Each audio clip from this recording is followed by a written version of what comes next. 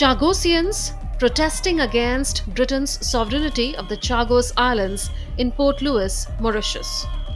These are images from 2019 but are still relevant today. Demonstrators here can be seen protesting against British defiance of a United Nations deadline to end what they call Britain's illegal occupation of Chagos Islands. Before we go further, let's understand the geography of the place. Chagos Islands are an archipelago or a group of islands in the Indian Ocean. They are made up of more than 60 islands and atolls. The largest island is Diego Garcia, which is home to a UK-US joint military base for a century. The Chagos Archipelago lies roughly 500 kilometers to the south of the Maldives archipelago in the Indian Ocean and around 2,000 kilometers northeast of Mauritius. If you see from the southernmost tip of India, it is about 1600 kilometers away, and Diego Garcia per se is roughly 1800 kilometers away. On 3rd October 2024, the UK and Mauritius reached a political agreement to transfer sovereignty of the Chagos Archipelago to Mauritius. Under the deal, UK is supposed to lease Diego Garcia Island for an initial 99 years from Mauritius to run the base. The formal agreement was later signed on 22nd May 2025. But now, the deal appears to be under threat. Why? Let's connect the dots.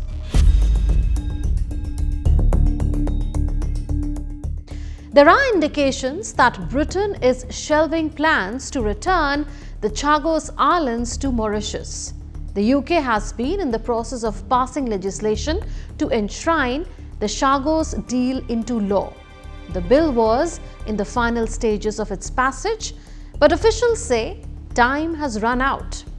That's because Washington has refused to formally exchange letters with the UK to amend a 1966 British-American treaty on the Chagos Archipelago. This treaty gave the United States the right to use the islands for defense purposes and specifically enabled the creation of the major US military base on Diego Garcia. The exchange of letters is a legal necessity required for transferring the island's sovereignty to Mauritius. With US President Donald Trump opposed to the deal, sovereignty transfer of the archipelago from the UK to Mauritius seems to be in deep freeze now. See this report in the Financial Times.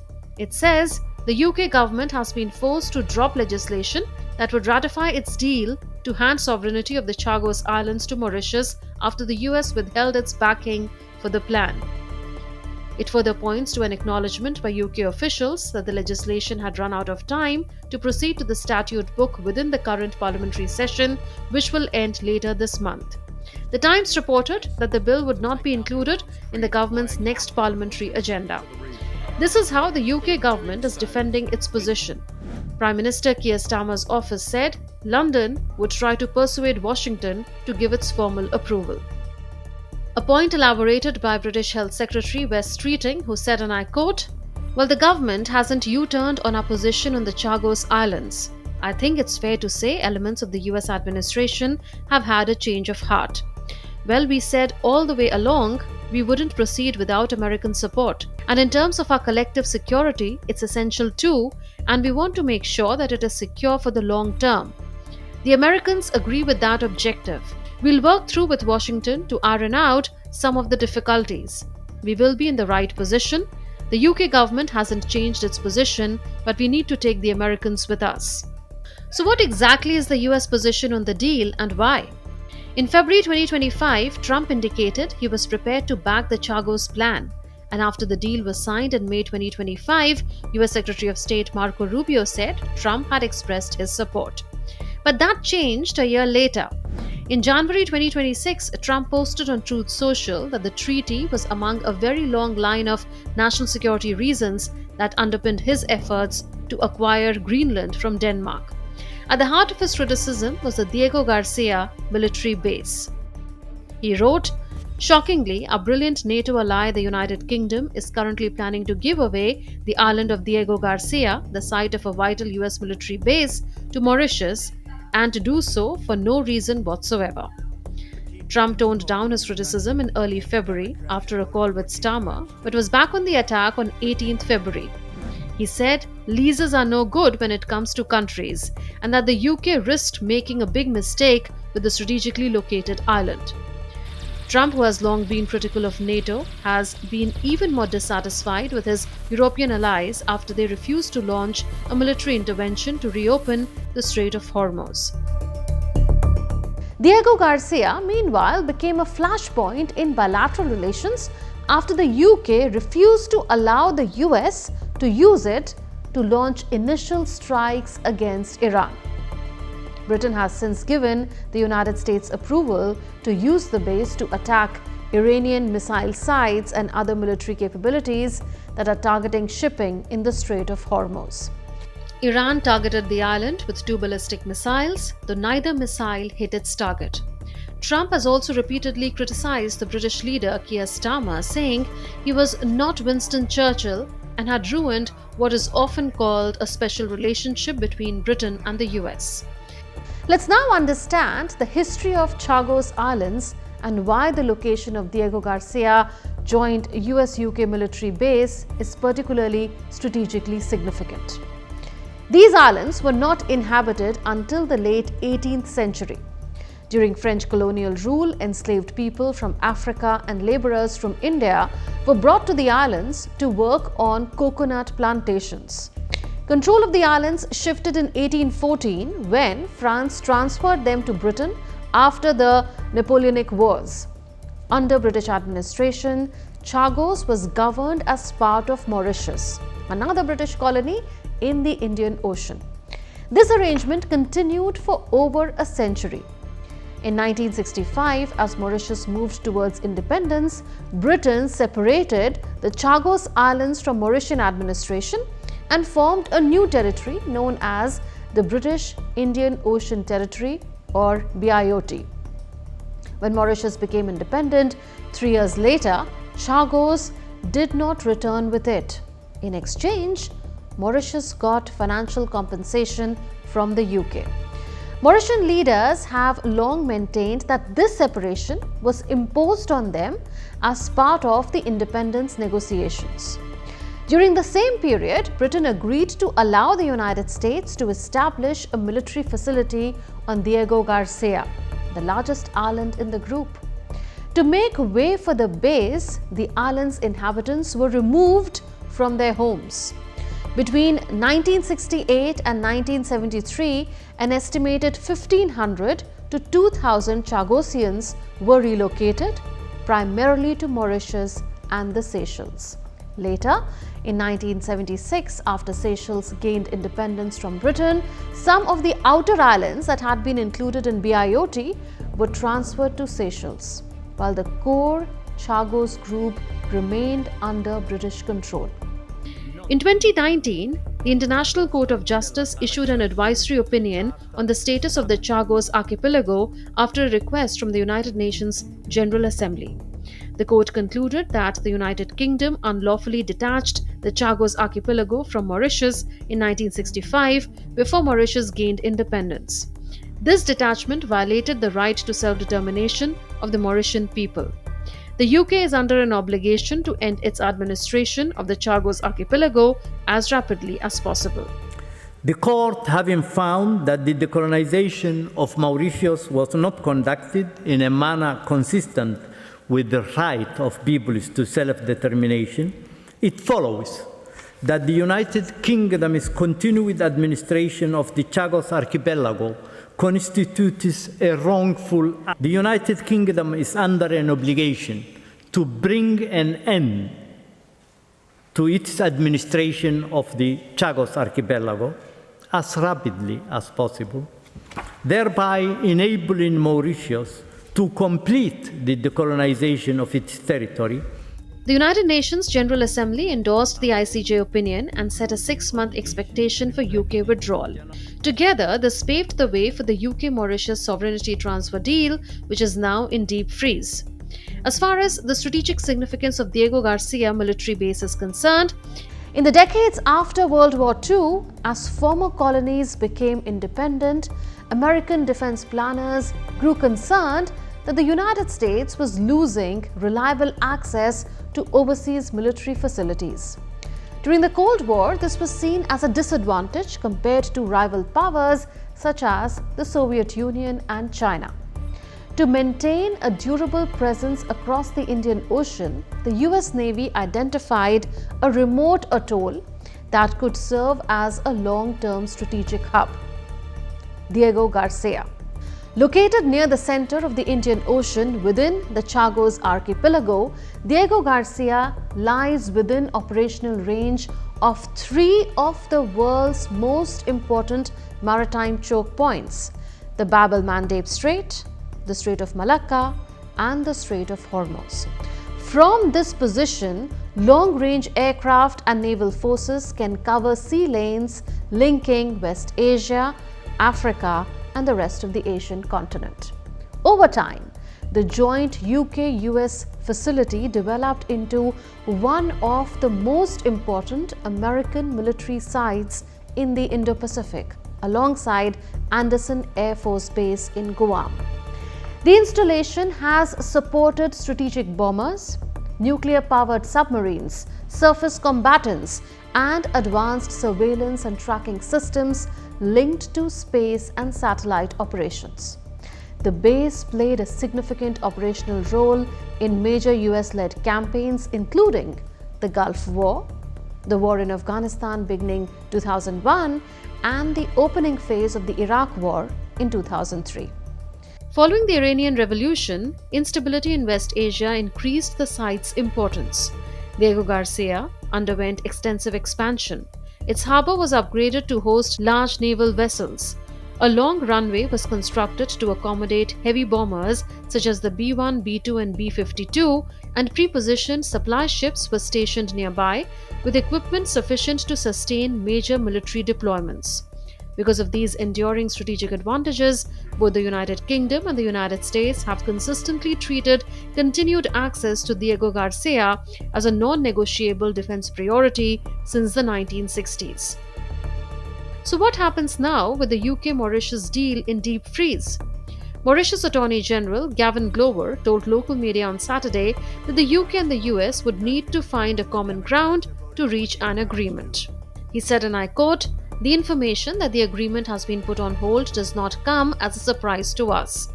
The deterioration in relations between Keir Starmer and Donald Trump is at the root of the problem, as the United Kingdom needs the United States to be aligned with the treaty." Glover further said that his government will hold discussions with Britain later this month in Mauritius. So what about the rights of Chagossians? Toby Nosquith, a spokesperson for indigenous Chagossian people, a campaign group, had this to say. "We are astonished to have come to this point. This has been framed mainly as a state-to-state issue, but the people who have been lost throughout the process are the Chagossians, particularly elders and survivors. Questions needed to be asked about the enormous sums of money which have been wasted on a collapsed negotiation, and the legality of conceiving a plan which denied the Chagossians their right to self-determination." He also said Starmer had to facilitate the dignified resettlement of the Chagossian people. Notably, in late March, the Supreme Court of the Chagos Archipelago overturned the ban on Chagossians living on the outer islands. This could pave the way for them to live permanently on the archipelago.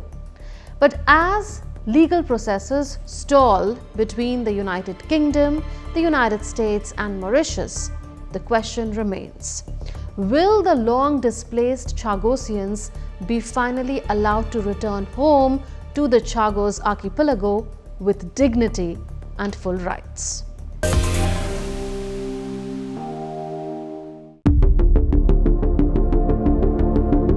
For more than 50 years, humans did not travel to the moon or even near it. The last such mission happened during the Apollo program in the early 1970s. Since then, space missions have continued, but human journeys into deep space stopped. That changed with Artemis II. Last week, astronauts returned safely to Earth after traveling to the moon's vicinity. The crew of Artemis II splashed down in the Pacific Ocean after nearly 10 days in space.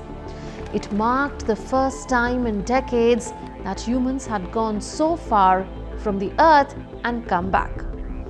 Recovery teams reached the capsule quickly. The astronauts were taken out safely from the Orion capsule and a chopper airlifted them to a nearby ship. Soon after, they returned to land where they were welcomed back. This safe return was important. But to understand why this mission matters, we need to look at what Artemis II set out to do. The mission launched on 1st April from Cape Canaveral, Florida, aboard NASA's Space Launch System rocket. On board were 4 astronauts: Reed Wiseman, Victor Glover, Christina Koch, and Canadian astronaut Jeremy Hansen. Artemis II was designed as a crewed test flight. It was not meant to land on the moon. Instead, its goal was to test whether humans can travel to deep space, go around the moon, and return safely. After launch, the spacecraft first orbited Earth twice. Then, it moved towards the moon on a path that took it deeper into space than any human mission in recent history. During the journey, the astronauts traveled about 694,000 miles in total. At one point, they reached 252,756 miles away from Earth, setting a new record for the farthest distance traveled by humans. The spacecraft flew around the moon at a distance of about 4,000 miles above its surface. It also passed behind the moon, where communication with Earth was temporarily lost. This mission was also historic for the crew. Victor Glover became the first black astronaut to travel to the moon's vicinity. Christina Koch became the first woman, and Jeremy Hansen the first non-American to take part in such a mission. As the spacecraft moved through deep space, the crew got a rare view of Earth. When we saw Tiny Earth, people asked our crew what impressions we had.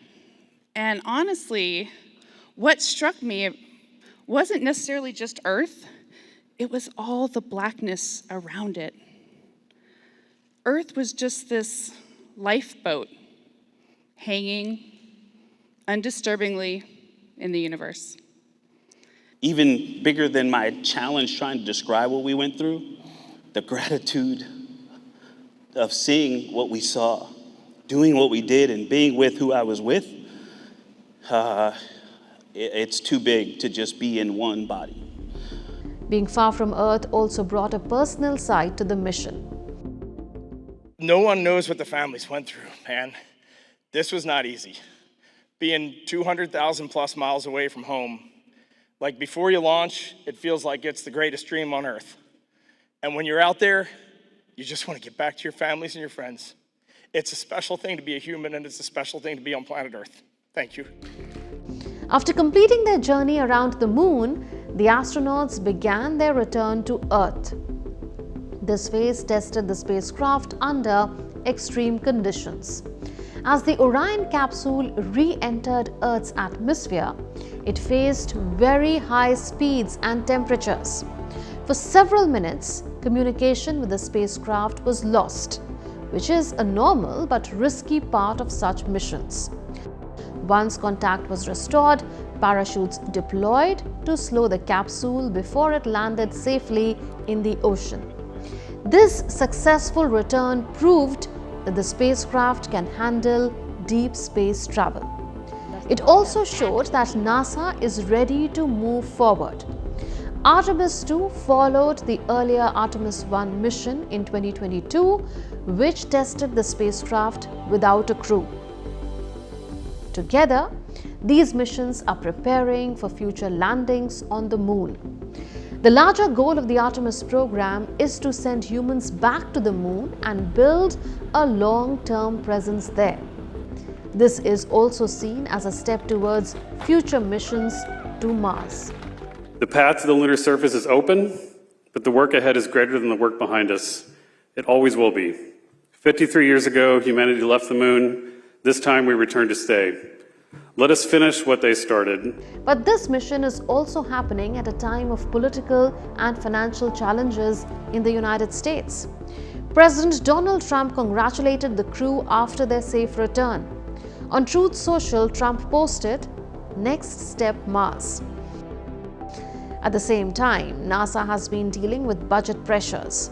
The Trump administration's recent proposals have suggested cutting billions of dollars from its science programs, along with reductions in workforce. Experts believe these decisions could affect future missions and timelines. This creates a contrast. On one hand, Artemis II shows technical success and renewed ambition. On the other, the program depends heavily on political support and funding. Alongside the United States, other countries are also moving forward in lunar exploration. India's Chandrayaan-3 mission is one such example. In 2023, it successfully landed near the moon's south pole, an area believed to contain water ice. This marked a major achievement for India's space program. Artemis II did not land on the moon, but it achieved its main objective. It proved that humans can travel to the moon's vicinity and return safely. So, the journey has started again, and this time, the goal is not just to reach the moon, but to go even further. That's all in this edition of Connecting the Dots. We'll see you in the next episode with more raging issues. Until then, it's a goodbye from all of us in the Delhi newsroom. This is Munmun Bhattacharya signing off. Take care and stay safe.